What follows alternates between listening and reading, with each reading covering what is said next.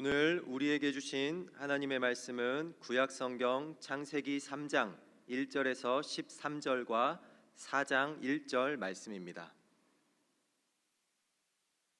창세기 3장 1절에서 13절과 4장 1절의 말씀입니다.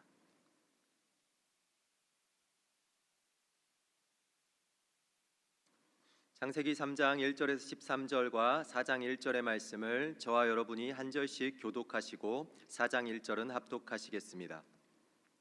그런데 뱀은 여호와 하나님이 지으신 들짐승 중에 가장 간교하니라. 뱀이 여자에게 물어 이르되 하나님이 참으로 너희에게 동산 모든 나무의 열매를 먹지 말라 하시더냐.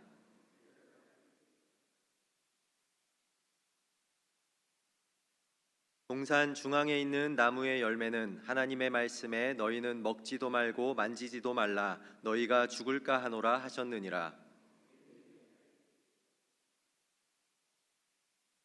너희가 그것을 먹는 날에는 너희 눈이 밝아져 하나님과 같이 되어 선악을 알 줄 하나님이 아심이니라.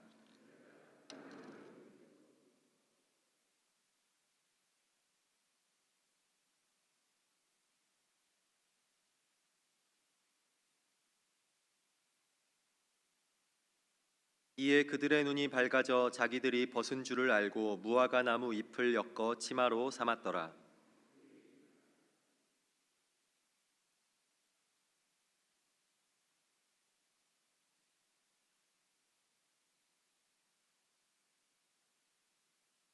여호와 하나님이 아담을 부르시며 그에게 이르시되 내가 어디 있느냐.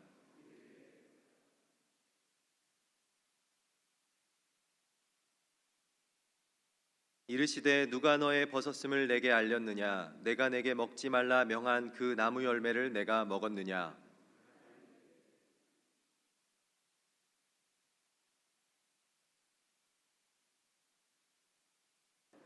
여호와 하나님이 여자에게 이르시되 내가 어찌하여 이렇게 하였느냐. 여자가 이르되 뱀이 나를 꿰므로 내가 먹었나이다. 아담이 그의 아내 하와와 동침하매 하와가 임신하여 가인을 낳고 이르되 내가 여호와로 말미암아 등남하였다 하니라. 아멘. 할렐루야. 네, 우리 수요 예배 드리니까 옛날에 그 생각이 납니다. 이제 그 교구마다 특송 해가지고 저쪽에서 이제 특송할 때 이제 인원 적으면은 막 이렇게 앞에 서고 이제 뛰어다니고 그랬던 생각이 납니다. 예. 근데 이제 성안에서 추억을 이렇게 돌아보면요, 참 부족한 사람인데 성도님들께서 긍휼히 여겨주셨다. 그리고 참 인내하면서 기다려주셨다. 성장시켜주셨다. 그런 생각을 많이 합니다. 지금도 감사하고 있습니다. 그 당시에도 참 부족하고 막 그런데도 이제 수요 예배 안 오시는 분인데도 이렇게 불쌍히 여겨주셔가지고 막 일부러 또 교구 특성한다고 와주신 분도 계셨고, 또 사역하면서 제가 실수가 없었겠습니까? 저도 연약한 인간입니다. 또 배우는 또 과정이었고요. 근데 또 그때마다 성도님들께서 참 긍휼히 여겨주시고 하셔서 사역자를 정말 살려서 세우는 교회가 우리 성안교회가 아닐까, 그런 생각을 해보면서 지금도 참 감사한 마음이 있습니다. 오늘 용서라는 제목인데요, 잠시 기도하고 설교 시작하도록 하겠습니다. 기도하겠습니다. 하나님 아버지 감사합니다. 이 저녁 창세기의 말씀을 통하여서 저희들에게 하나님의 말씀을 들려주시니 감사합니다. 하나님, 저희가 들려주시는 말씀에 귀 기울이며 하나님의 말씀 따라 살아가는 그런 귀한 예배 되게 하여 주시옵소서. 예수님 이름으로 기도드립니다. 아멘. 예전에 봤던 영화 중에 그 밀양이라는 영화가 생각이 납니다. 우리 아마 교회 다니시는 분들은 좀 보셨을 것 같습니다. 우리 성도님들도. 그 중에 좀 기억나는 부분이 어떤 부분이냐면, 이제 어떤 여자의 한 어머니의 아들을 살해한 그 살인자가 감옥에 있는데, 이 여자가 이제 기독교를 접하게 되고 은혜를 받고 이제 용서를 합니다.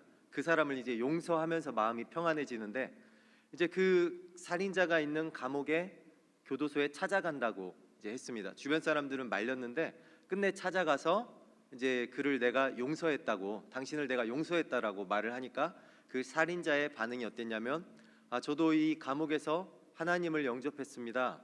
하나님의 용서를 경험했습니다.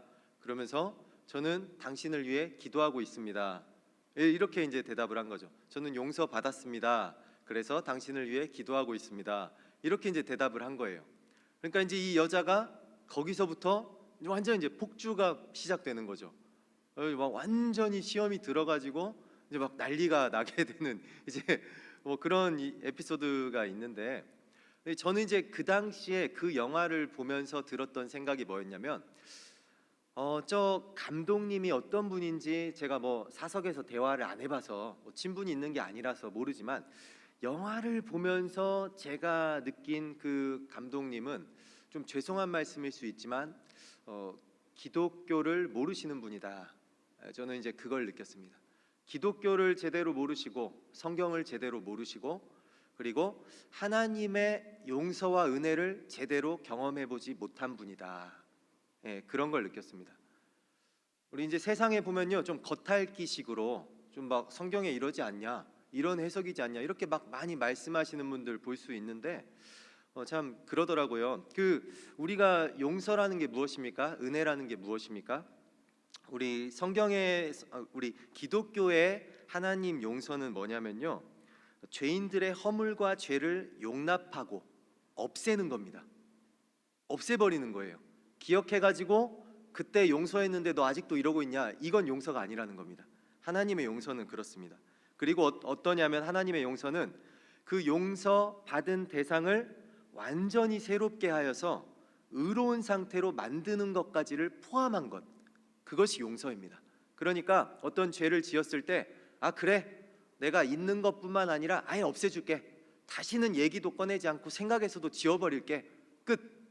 이게 아니라 거기서 더 나아가서 그 용서받은 대상을 완전히 새롭게 해서 의로운 상태로 만들어주는 것, 무엇입니까? 그러니까 구속의 그 용서를 포함하고 있는 것, 이것이 하나님의 용서입니다. 이것이 기독교의 용서입니다. 마치 손양원 목사님이 자기 아들들을 죽인 그 청년을 용서하여 그를 양자로 삼고 그를 목사로 길러내기까지 하는 완전한 용서, 그를 끝까지 책임지고 그를 구원의 길로 인도하는 그런 것, 그것이 용서라는 거죠. 그 용서를 경험한 사람의 반응은 어떻게 되겠습니까? 또 죄 가운데로 연약하기 때문에 또 죄 가운데로 걸어가려는 습성은 있을지 모르지만, 그러나 그의 마음과 생각에는 무엇이 남겠습니까? 은혜가 남지 않겠습니까? 내가 갚을 수 없는 은혜를 받았다. 이것이 용서구나. 그냥 단순히 죄를 모른 척하고 이제 따로 살자, 남남으로 살자, 이게 아니라 끝까지 나를 책임져주는 사랑, 이것이 용서구나. 그러면 나는 그에게 어떻게 응답하여야 할까? 나는 무엇으로 보답하여야 할까?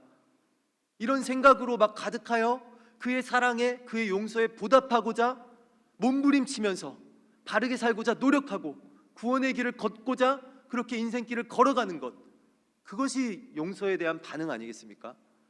그런데 그 밀양의 그 살인자는 반응이 어땠습니까? 그냥 나 하나님께 자기가 용서받았다라는 거예요. 이미 용서를 받은 상태에서 네가 와서 용서를 나한테 말해봤자 나는 용서를 받았고 나는 이미 너를 위해 기도하는 경지에 이르렀다. 이 반응인 거죠. 그러니까 무엇입니까? 용서가 뭔지 모르는 거죠. 세상의 용서로 접근을 한 거죠. 그러면서 어떤 교회의 용서로 포장을 해서 영화를 낸 거죠. 그러니까 좀 차라리 완벽하게 이해하고 완전히 알고 뭔가를 만들면 좋은데, 어설프게 뭔가를 좀 이렇게 하면서 좀 그런 것들이 참 좀 마음이 아프더라고요. 오늘 이제 우리 아담과 하와를 통해서 우리가 이제 용서도 볼 수 있고요, 또 하나님의 그 사랑에 대한 인간의 반응도 볼 수가 있는데요. 우리 뭐 잘 아시는 부분입니다. 아주 잘 아시는 부분입니다. 성경 통독을 하시더라도 가장 먼저 읽어서, 지금 다른 부분은 성경 통독 못 하셨을지라도 창세기는 한 10독 하시고 막 이러셨을 그런 본문입니다. 절대 저희가 모르는 본문이 아닙니다. 다 알고 있는 이야기를 하는 겁니다. 예. 그런데 무엇입니까? 결국에는 우리 인간의 연약함을 우리가 창세기를 통해서 볼 수 있게 되죠. 하나님께서 흙으로 지으시고 하나님의 생기를 불어넣으신 최초의 인간 아담마저도 욕심에 무너지고 유혹에 무너지는 그런 모습을 우리는 볼 수 있습니다. 그의 후손인 우리는 어떠하겠습니까? 최초의 인간인 아담도 그랬는데, 그래서 끊임없이 하나님을 붙잡고 살아가야 되는 거죠. 그런데 유혹을 할 때요, 이게 3장에서 이제 1절부터 해가지고 쭉 이제 7절의 결과까지 이 유혹들이 이어지는데요. 여기서 그 이제 사전을 좀 찾아보고 하니까 단어들이 어떤 문법이 쓰이냐면요, 와우 계속 용법이 쓰입니다. 단어들이. 그러니까 무엇입니까? 계속적으로 그리고 즉각적으로 연이어서 이어지고 있는 사건이라는 겁니다. 대화와 행동이 계속해서 끊어지지 않고 어떤 시간이 흐른 후가 아니라 즉각 계속 이어져서 마침내 그 행위를 하게 되기까지 하는 그런 어떤 연속이라는 겁니다. 그러면 우리는 여기서 무엇을 볼 수 있습니까? 뱀이 유혹을 할 때 아담과 하와가 계속해서 듣고 그거를 끊어내지 못하고 그거를 피하지 못하고 어떻습니까? 그 자리에, 그 유혹의 자리에 있으면서 그의 말을 귀담아 듣고 처음 들을 때는 긴가민가 하더니 그것이 중첩될수록 그런가 그래 볼까 하면서 넘어가는, 그것들이 계속적으로 이어지는 모습을 볼 수 있다는 거죠. 그리고 6절에 보시면 어떠냐면은 여자가 그 나무를 본즉 먹음직도 하고 보암직도 하고 지혜롭게 할 만큼 탐스럽기도 한 나무인지라 하면서 여자가 그 선악과를 이제는 보면서 욕심이 드는 그 모습을 생생하게 표현해주고 있는데요. 나무인지라 하고 그 다음에 어떤 내용이 이어지냐면 바로 여자가 그 열매를 따먹고 자기와 함께 있는 남편에게도 주매 그도 먹은지라 라고 나옵니다. 이 개송용법에 따르자면 무엇입니까? 보고 욕심이 생겼습니다. 탐욕이 생긴 거예요. 그래서 그것을 즉시 따먹은 겁니다. 욕심이 생긴 후에 그 욕심을 이겨내지 못하고 그것을 즉시 따먹고 아담이 함께 있었다라고 성경은 분명하게 말씀합니다. 함께 있는 남편에게도 그것을 주어 곧바로 먹게 하는 그 행위가 이어지는 모습을 우리는 볼 수 있습니다. 그런데 7절에 보시면 이에 그들의 눈이 밝아져 라고 나옵니다. 눈이 밝아져서 자기들이 벗은 줄을 알게 됩니다. 그런데 여기서는 7절에선 지금 어떤 용법이 쓰이냐면요, 이 밝아져라는 단어가 이제 파카흐라고 나오는데 용법이 강한 수동의 의미를 지니는 그런 용법으로 사용됩니다. 그냥 수동이 일반 수동이 아니라 강한 수동. 그러니까 내가 능동적으로 뭔가를 한 게 아니라 수동적으로 당해버린 거, 내 의지와는 상관없이 수동적으로 그게 일어나 버린 거, 강하게, 그걸 말하는 거죠. 그 수동이 무엇에 쓰이는 겁니까? 이에 그들의 눈이 밝아져, 눈이 밝아졌다, 눈이 열렸다에 이 강한 수동이 쓰이는 겁니다. 그럼 무엇입니까? 먹고 나니까 약효가 있나 없나? 집에 가봅시다, 이게 아니라 먹자마자 내 의지와는 상관없이 이미 그의 눈은 열렸고, 먹자마자 내 의지와는 관계없이 이미 그의 눈이 밝아져서 자기가 벗은 거를 알고 부끄러움이 무엇인지 죄가 무엇인지 알게 됐다라는 겁니다. 그 결과가 선악과를 먹은 즉시 일어났다는 겁니다. 이것을 제가 7절을 이렇게 보고 나서 찾아보고 나서 6절을 다시 보니까 소름이 돋았습니다. 왜냐하면 무엇입니까? 아까 말했던 여자가 그 열매를 따먹고,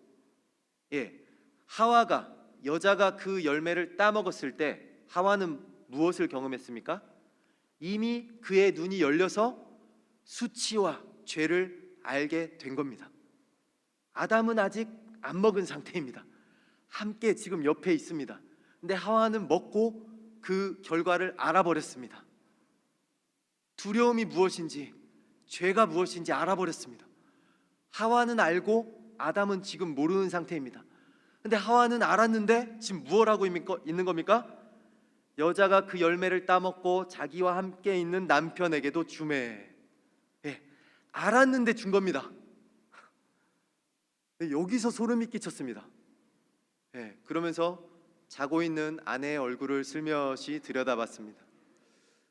내가 그에게 잘못한 것은 없는가? 내가 그분을 노엽게 한 건 없는가? 이제 돌아보면서 예, 우리 이제 남편분들이 그래서 이제 지금 이런 걸 보면서 성경을 보면서 우리가 깨달아야 되는 게 무엇이겠습니까? 아내에게 잘해야 되겠다. 예, 그냥 아예 어떤 부부 싸움이 일어나지 않게 남자가 잘해야 되겠다, 남편이. 예, 왜냐하면 여자들은 무서운 분이시니까. 예, 우리는 흙으로 지어졌지만 여자는 또 뼈로 지어졌잖아요. 저희는 흙으로 돌아가고 흙으로 금방 썩어버리는 사람들인데 이제 좀 어떤 태생의 출생이 벌써 피지컬이 벌써 다르시지 않습니까, 여자분들은? 예, 그리고 이제 무엇입니까? 부부 싸움 하고 또 남편들이 조심해야 되는 게 다음 날 부부 싸움 한 직후나 다음 날 이제 아내분 중에 조금 뭐 착한 건지 어떤 건지는 모르겠는데 부부 싸움 하시고도 끝까지 이제 그래도 남편 먹을 건 챙겨줘야지 하면서 갑자기 막 또 찌개를 하셔가지고 탁 내려놓으면서 먹든지 말든지 하고 휙 가버리면 이제 남편이 이제 좀 눈치 보다가 이제 슬며시 먹는 분들도 있었는데 이제 우리가 여기 성경을 보면서 이제 무엇을 해야 되겠습니까? 슬며시 먹지 말고 슬며시 냉장고에 넣자. 예, 곧바로 주는 것을 바로바로 먹지 말고 적어도 이제 그날은 이제 한 슬며시 냉장고에 넣어 놓은 다음에 일단 좀 편의점으로 가서 삼각김밥을 좀 먹고 출근하더라도 그날은 좀 생존율을 높여보자. 네네. 물론 농담입니다. 네. 네. 아무튼 이런 걸 좀 우리가 느껴야 되겠죠. 그러면서 또 느껴지는 게 무엇이었냐면 아담이 예전에 처음 창세기를 봤을 때는 왜 그렇게 못난 남편의 모습을 보이나. 아담이 하나님께서 추궁하실 때 질문하셨을 때 바짝 그 당시에 엎드려 가지고 용서를 구하면서 하나님 제 잘못입니다. 제가 아내가 그렇게 대화하는 것도 먹는 것도 말리지 않았습니다. 저도 방관죄가 있습니다. 그 유혹에 넘어갔습니다. 그 자리를 제가 떨치자고 아내를 권면해야 될 사람이었는데 최초의 인간인 제가 그러지 못했습니다. 하와는 저보다 나중에 생긴 연약한 인간 아니겠습니까? 제 잘못입니다. 저만 벌해 주시고 하와는 용서해 주십시오 라고 했다면 아마 하나님의 반응이 조금은 달라지지 않으셨을까? 왜냐하면 자비하신 분이시니까. 공의 때문에 어떤 죄에 대한 그 대가는 치르게 하셔야 되시지만 그렇지만 형량은 자비로 또 감하여 주실 수 있는 분이시니까 그 결과가 달라지지 않았을까? 그런데 왜 이렇게 못난 행동을 했을까? 하고 보니까 이제 여기서 느껴진 거죠. 아담도 무엇입니까? 하와가 줬을 때 먹고 아담에게도 똑같은 현상이 일어났습니다. 선악과를 먹자 즉시 그의 눈이 밝아졌습니다. 죄가 무엇인지, 죽음과 수치가 무엇인지를 알게 됐습니다. 마음 가운데 두려움이 임했습니다. 어떻게 알 수 있습니까? 하나님께서 그를 찾으실 때 아담이 뭐라고 있습니까? 하와랑 숨어버립니다. 그전엔 하나님과 함께 동산을 거닐면서 기뻐하고 대화도 했던 아담과 하와였는데 하나님께서 그를 찾으실 때 그들은 무엇을 하고 있습니까? 숨어버립니다. 선하신 하나님이 무서운 하나님으로, 두려운 하나님으로 어느 순간 인식되고 있는 겁니다. 무엇을 했을 때요? 선악과를 먹었을 때 그들은 즉시 느끼게 된 겁니다. 아담이 즉시 그 결과를 받게 되면서 아담이 생각한 건 무엇이었겠습니까? 하와가 알았는데, 하와가 먹자마자 알았을 텐데 나에게 곧바로 줬다고? 배신감을 느꼈을 겁니다. 분노가 생겼을 겁니다. 얼마 후에 하나님이 그들을 찾으십니다. 그리고 아담아, 네가 무엇을 하였느냐? 누가 너에게 그 나무 열매를 먹게 하였느냐? 아담의 분노 섞인 대답, 아담의 책임 전가가 왜 그런 일이 일어났는지 조금은 감정적으로 느껴지시지 않습니까? 그런 면에서 보면은 참 하와가 이게 잘못했다, 이건 참 인정해야 되지 않냐라고 좀 그렇게 말하면서 좀 하와에게 제가 좀 신방을 하려고 했는데 좀 할 수가 없죠. 예, 그렇게 해서도 안 되고, 예, 또 제가 그럴 자격도 없고요. 예, 그래서 참 하와가 참 원망스러웠어요 처음에는. 왜냐하면 아니 먹었을 때 알았으면 그냥 혼자 그 길을 가면 되는 거 아니냐, 아담은 좀 놔두고. 그럼 하나님께서 이제 보시다가 또 아담의 독처함이 또 보시기에 안쓰러우셔가지고 또다시 뭐 5번 갈비뼈를 빼셔가지고 다른 더 좋은 여자를 주셔가지고 더 아름다운 여자와 행복하게 살 수 있게, 아담이라도 에덴 동산에서 살 수 있게 하셨을지도 모르는데, 하와가 그것을 알았으면서 기어이 아담을 그렇게 끌고 가가지고 죄의 구렁텅이로 집어 넣어야 되겠냐, 아내라는 사람이. 막 이런 생각이 드는 거예요. 그러면서 저도 감정이입이 돼가지고 막 분노가 느껴지는 거예요. 그래서 막 아담이 참 이 못난 남편이 아니라 충분히, 왜냐면 또 그 직후에 이제 하나님의 추궁이 또 일어나니까 충분히 그 감정 상태에서는 그랬을 수도 있겠다, 이렇게 이제 아담의 좀 편이 되는 거죠. 그런데 이제 하와가 좀 많이 원망스러웠었는데 한 영화를 보다가 이제 좀 하와의 마음도 느껴지더라고요. 패신저스라는 영화였었는데요. 한 7년 전인가 그 정도에 이제 나온 영화인데, 그 영화에서 이제 어떤 일이 일어나냐면요, 우주선을 타고 이제 다른 행성으로 정착을 하기 위해서 이제 가던 사람들이 이사를 가는 거죠. 이제 우주선에 어떤 장치가 있었냐면 냉동 그 보존 장치가 있었습니다. 그래서 들어가면 이제 그 상태 그대로 보존을 해주는 거예요, 기술력이. 그래서 뭐 예를 들어 한 50세 때 그때 들어갔다, 그럼 50세 그 신체 건강 그 상태 그대로 보존을 해줘가지고 그 행성에 내려주는 거예요, 도착할 때까지. 우주 거리가 머니까. 그래서 이제 이 우주선은 한 90년을 가서 이제 다른 행성으로 가야 되는 그런 우주선이었는데, 이제 승객들은 냉동 상태로 이제 들어가 있는 겁니다.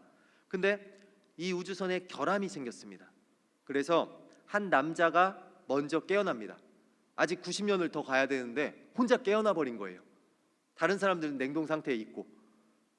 처음에 이제 얼마나 좌절했겠습니까? 처음에 좌절하다가 그래 피할 수 없다면 즐기자 하고 우주선에서 막 간식도 먹고, 또 우주선에 있는 어떤 편의점이나 바나 막 이런 것들도 막 이용하면서 나름대로 재미를 찾아보려고 하지만 결국에는 외로움 속에 이제 감정이 무너지는 겁니다.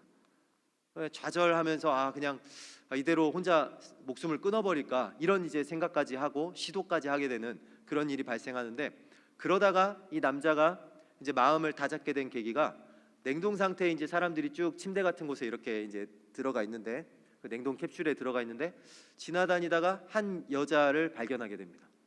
그런데 이제 그 여자를 보는데 그냥 사랑을 느껴버리는 겁니다. 그러면서 90년 이렇게 가야 되고 내 인생은 이제 이 우주선에서 끝나겠지만 그래도 저 여자와 함께라면 견딜 수 있을 것 같다, 이런 생각이 드는 거예요. 그래서 함께하고 싶다 그런 생각을 하는데, 강제로 이제 그 냉동 장치를 열어버리기에는 이제 양심의 가책이 느껴지는 거죠. 그것이 이제 죄인 걸 알기 때문에 차마 못하는 겁니다. 그렇지만 이제 계속 생각 가운데는 이 외로운 길을, 이 두려움의 길을 누군가 함께 걸어가 줬으면 좋겠다, 이런 마음 계속해서 드는 거예요. 정말 이대로는 이 삶을 지탱할 수가 없겠다, 두렵다, 공허하다, 이런 생각이 드는 가운데 마침내 그 냉동 캡슐을 실수인 척 조작을 해가지고 건드려 버립니다. 엔지니어였거든요. 그래서 그 여자가 이제 깨어나게 하고 자기는 피신했다가 우연인을 가장해서 그 여자와 이제 만나고 둘은 사랑을 하게 되는 거죠. 이제 그러다가 이제 나중에 어떻게 되냐면 결국엔 이 여자가 우연히 그 사실을 알게 됩니다. 이 남자가 자기를 깨웠다는 거예요. 엄청난 분노에 휩싸입니다. 그 후에 이제 또 어떤 일이 일어나냐면 이 우주선에 결함이 있었던 게 맞습니다. 그래서 이 우주선이 이제 이대로 가다가는 승객들이 다 죽을 그런 상황에 처하게 되는 걸 발견하게 되는 거죠. 남자는 어떤 행동을 하냐면 이 승객들을 살리기 위해, 그리고 이 여자를 무엇보다도 살리기 위해서 자기가 그 결함을 희생하여, 자기를 희생하여 그 결함을 해결하기로 결심을 합니다. 그리고 자기를 희생합니다. 그렇게 이제 죽은 줄 알았는데 이 여자가 어떤 치료기에 그 충격기를 사용해 가지고 이 남자를 살려냅니다. 그러면서 둘은 서로를 용서하고 우주선에서 사랑하면서 우주선에 막 나무도 심고 막 그러면서 우주선에서 그렇게 인생을 보내고 다른 승객들을 잘 무사히 가도록 하고 자기들은 그 우주선에서 여생을 마감하게 되는 그런 내용입니다. 저는 이 영화를 보면서 못내 원망스럽고 막 분노가 일어났던 그 하와에 대해서 한번 다시 생각하는 계기가 됐습니다. 아, 하와의 심정도 이와 같았겠구나. 혼자 그 죽음의 길, 그 죄와 어둠의 길을 걸어가려고 할 때 하와가 얼마나 두려웠을까, 얼마나 외로웠을까. 이게 아닌 줄 알면서도 그래도 아담과 조금이라도 함께 걸어간다면 버틸 수 있을 것만 같은, 조금이라도 위로가 될 것 같은 그런 심정. 하와의 심정이 그런 심정이 아니었을까. 그래서 본인도 알았죠. 하와도. 왜냐면 먹자마자 그 결과를 알았으니까. 본인도 알았지만 두려웠던 겁니다. 혼자 감당할 자신이 없었던 거예요. 죄가 무엇인지 알아버렸고 이 죄의 길을 혼자 가기가 두려운 겁니다. 외로운 겁니다. 그래서 아담에게도 준 겁니다. 아담은 그 당시에는 하와의 그 심정을 이해할 수 없었습니다. 분노했습니다. 그래서 하와에게 책임 전가를 했습니다. 결과는 무엇이었습니까? 하나님의 분노에 직면하게 됐습니다.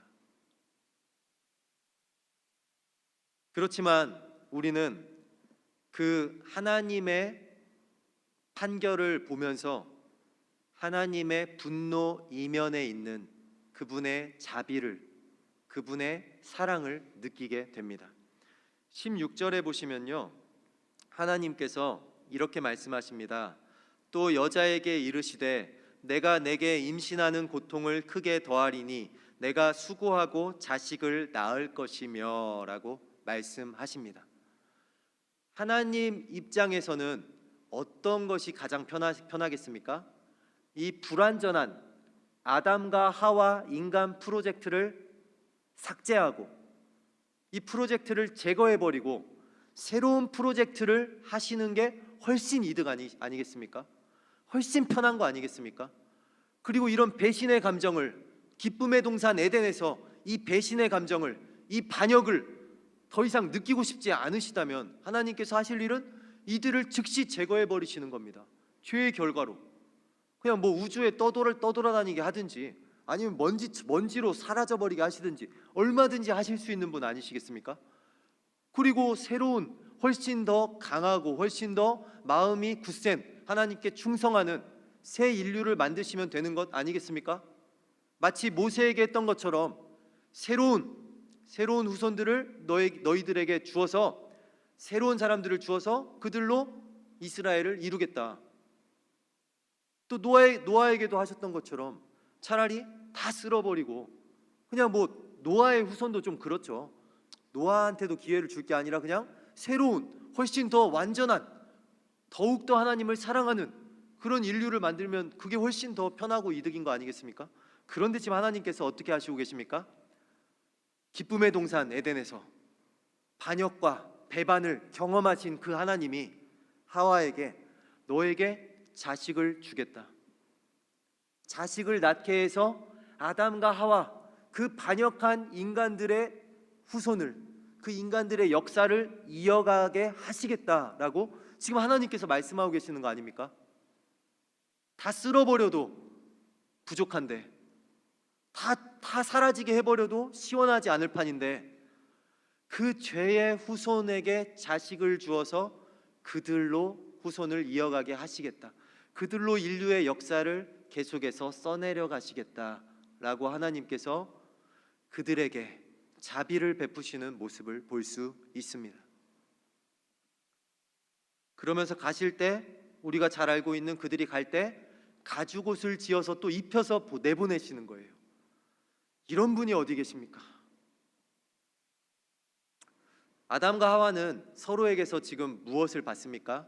동산에서 추방된 그들이 이제 동산 밖에서 가정을 꾸려서 아담은 들에 나가 수고하여 수확을 하고, 하와는 또 나름대로 또 일을 하면서 이제 출산의 고통까지도 경험하게 되죠.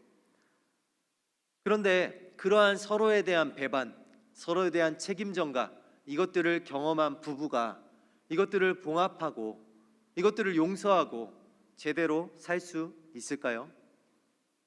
아마 이들에게도 시간이 필요했을 겁니다. 짧게 혹은 상당한 시간이 걸렸을 겁니다. 우리 부부싸움 다 해봐서 아시잖아요. 네, 저는 모르겠습니다. 농담입니다. 네. 아마 이런 서로 지금 배반한 거 아닙니까? 서로에게 막 책임 전가를 하면서 막 떠넘기고, 서로 네가 잘못했다고 서로에게 분노하고, 두 사람은 지금 서로를 배신한 상태로 형벌을 받고 쫓겨났습니다. 그런데 그렇게 서로를 배신했던 사람들이 부부로 계속해서 살아가야 되는 겁니다. 계속 얼굴 보고 살아가야 되는 거예요. 그날 밤 곧바로 용서가 일어났을까요? 그러지 않았을 것 같습니다. 다음 날 용서가 일어났을까요? 누가 먼저 화해의 손길을 내밀었을까요? 아니면 한 사람이 갑자기 무릎 꿇고 내가 잘못한 것 같다 하면서 용서를 구했을까요? 그런 그림이 쉽게 예상되지 않습니다. 하지만 어떻습니까? 세월이 지나면서 이들은 서로의 심정을 이해하게 됐습니다. 무엇입니까? 서로를 점점 더 알아가면서 서로의 마음을 이해하게 되고, 그러면서 서로를 용서하면서 부부의 관계와 그러면서 자녀를 낳게 되는 그런 일까지 경험하는 걸 보면서 우리는 알 수 있습니다. 4장 1절입니다. 아담이 그의 아내 하와와 동침하매라고 나옵니다. 이 동침하매의 단어는 야다입니다. 알다, 이해하다라는 뜻입니다. 그런데 그냥 일반적인 지식의 알미 아니라 서로 부부간의 관계를 하여서, 부부간의 그런 성관계를 할 정도로 서로의 그 알몸을 부끄럼 없이 다 볼 정도로 낱낱이 알고 보는 그 정도의 암과 그 정도의 이해에 쓰이는 단어입니다. 무엇입니까? 아담과 하와는 서로를 알게 된 겁니다. 그때 하와의 심정을 아담이 알게 됐습니다. 그때 책임 전가하는 그 못난 남편이었지만 아담의 분노를, 이유 있는 분노를 하와가 알게 됐습니다. 서로를 알아가면서 서로를 이해하게 됐습니다. 그러면서 이 부부에게 마침내 시간은 걸렸지만 용서가 일어납니다. 그 용서가 일어나면서 이제 부부로서 당연히 사랑을 나누고, 그 사랑의 결과로 잉태를 하게 되고 자녀를 출산하게 됩니다. 그러면서 알게 된 거죠. 아담도 하와가 그때 얼마나 두려웠을까. 그 길을 혼자 가는 게 얼마나 두려웠으면 그래도 남편인 나라도 의지해 보겠다고 나에게 그 선악과를 건넸을까. 그래, 그랬을 수 있지 하면서 하와를 이해하게 되는 겁니다. 그를 용서하게 되는 겁니다. 하와도 아담을 이해하게 되는 겁니다. 그래, 그때는 서운했어. 나한테 책임 전가할 때는 그때는 서운했어. 그렇지만 나에게도 잘못이 있어. 그럼에도 불구하고 또 나를 위해서, 또 우리 가정을 지키기 위해서 저렇게 들에서 수고하며 일하는 남편, 그 모습을 보면서 그를 또 이해해 가는 겁니다. 그리고 그들을 용서하게 되는 겁니다. 서로 용서하게 되는 겁니다. 하나님의 자비가 에덴 동산을 추방할 때 일어났죠. 하나님의 용서가 그들에게 행하여졌는데 결국엔 무엇입니까? 추방당한 죄인들 사이에서 또다시 용서가 일어나는 겁니다. 죄인이 죄인을 용서하고, 죄인이 죄인을 이해하고, 죄인과 죄인이 부부로서 나란히 서로의 곁에 서주면서 서로의 연약함을 감싸주면서 죄인으로서, 그렇지만 죄인이지만 사랑하면서 서로 살아가는 겁니다. 살면서 또다시 부부싸움이 없었을까요? 있었겠죠. 이분들은 특히 더 오래 살았잖아요. 우리 짧게 살면서도 그렇게 싸우는데요. 그렇지만 어떻습니까?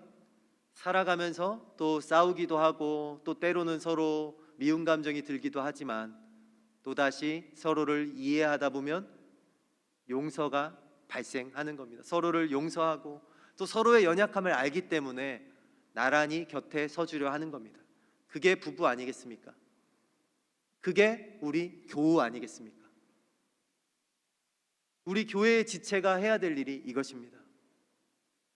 부부가 서로를 용서하며 죄인이 죄인을 용서하며 사랑했던 것처럼 서로의 연약함을 알지만 그로 인해 상처도 있었지만 그래도 서로의 옆에 나란히 서주면서 함께 걸어갔던 것처럼 우리도 우리 교회의 지체가 주님의 지체된 우리가 주님 안에서 형제자매된 우리가 서로의 연약함을 알지만 때로는 서로로 인해 상처도 받았지만 그럼에도 서로 옆에 서주는 겁니다.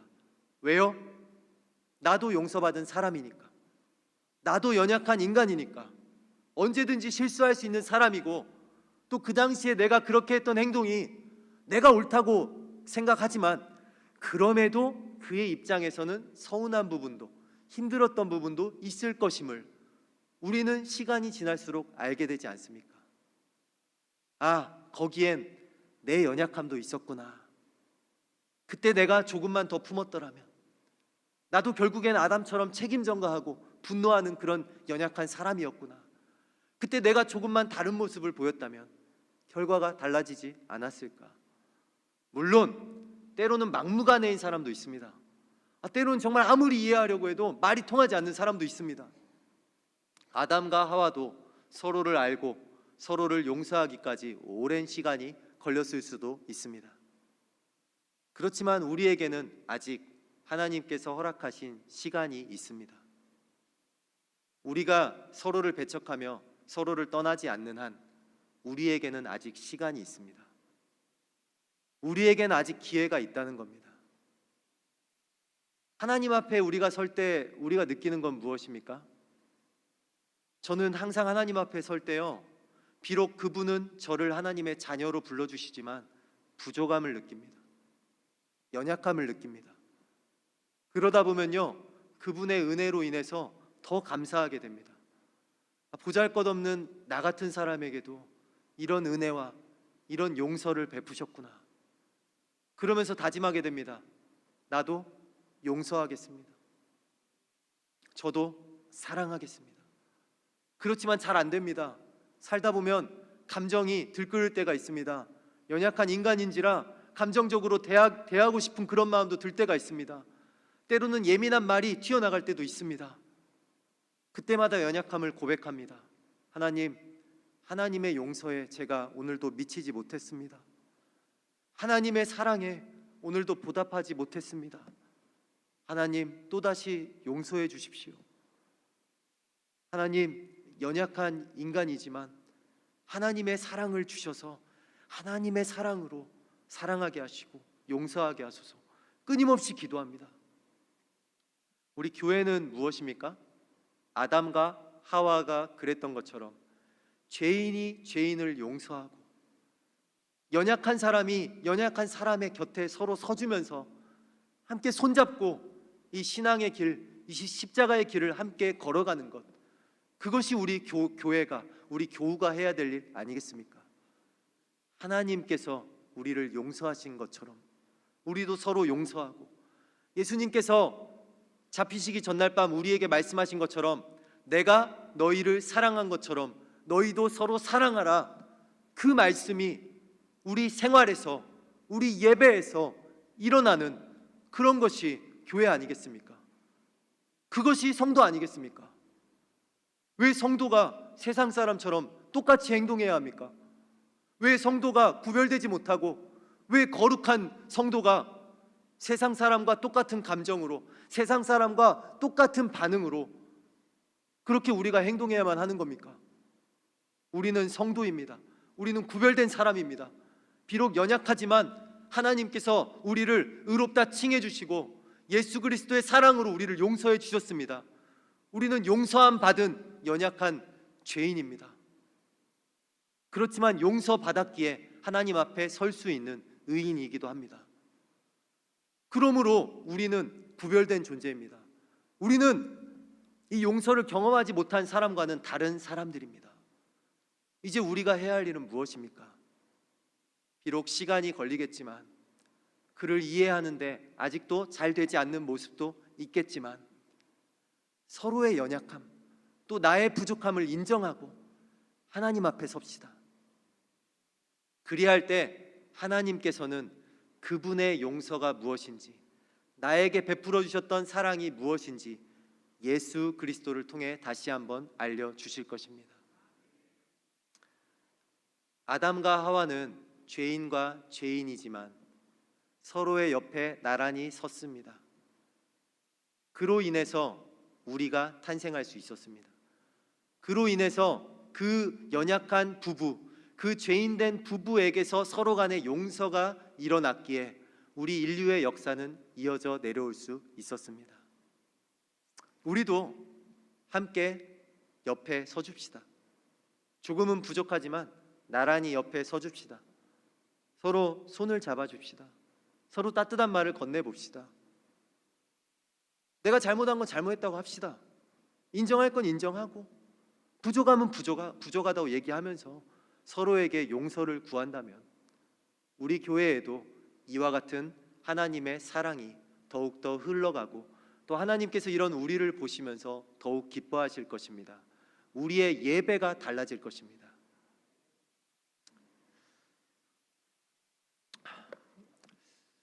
사랑하는 성도 여러분, 주님의 사랑으로 부족한 저를 용서하십시오. 말씀 가운데 혹시라도 조금이라도 성도님들의 마음을 어렵게 하는 것들이 있었다면 용서하십시오. 또 사역하는 가운데도 여전히 부족한 모습이 있을 수 있습니다. 용서를 구합니다. 그렇지만 부족하지만 그럼에도 하나님 의지하면서 이 용서와 이 사랑을 실천해 보고자 몸부림치면서 살아가기 원합니다. 함께 이 용서의 길, 이 사랑의 길을 걸어가시겠습니까?